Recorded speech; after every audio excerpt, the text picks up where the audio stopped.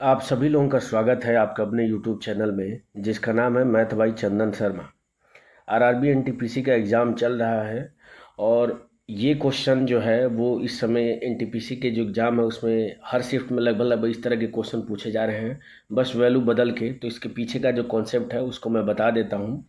तो क्वेश्चन कुछ इस प्रकार से पूछे जा रहे हैं कि मान लीजिए ए बी सी और डी, अगर मान लीजिए कोई आयत है या रेक्टेंगल है और इसके बीचों बीच में या इधर उधर कहीं पे भी अगर कोई रैंडम सा अगर पॉइंट है जिसको हम अगर ओ मान लें, इस ओ को दिया है और क्या दिया है, अगर ए ओ की लेंथ मान लीजिए अगर इसकी लेंथ ए है और ओ सी अगर इसकी लेंथ बी है, ओ बी इसकी लेंथ मान लीजिए सी है और इसकी लेंथ अगर डी है, तो इन चारों में से किसी तीन की वैल्यू दे दिया है और चौथे की वैल्यू पूछ रहा है।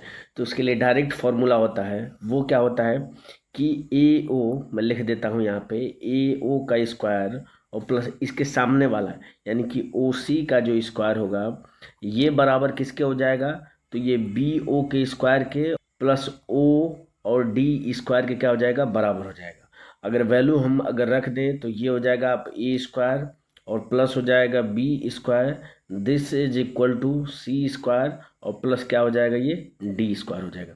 तो ये हमारा मेन फार्मूला है और इसी फार्मूले से रिलेटेड क्वेश्चन एनटीपीसी में इस समय पूछे जा रहे हैं।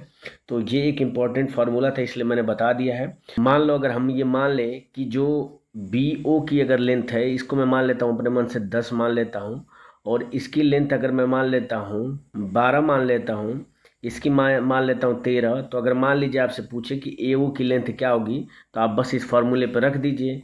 तो इस फार्मूले पर रखेंगे तो क्या हो जाएगा, तो अगर इसकी वैल्यू अगर ए मानता हूँ तो ये हो जाएगा ए स्क्वायर और प्लस 13 का स्क्वायर कितना हो जाएगा, तो 169 हो जाएगा, बराबर किसके हो जाएगा, तो 12 का स्क्वायर 144 हो जाएगा और 10 का स्क्वायर कितना हो जाएगा, तो 100 हो जाएगा। तो यहाँ से ए स्क्वायर की वैल्यू निकालेंगे तो कितना हो जाएगा, तो दोनों को जोड़ देंगे तो 144 में 100 जोड़ेंगे तो 244 हो जाएगा और इसमें से माइनस कर देंगे 169।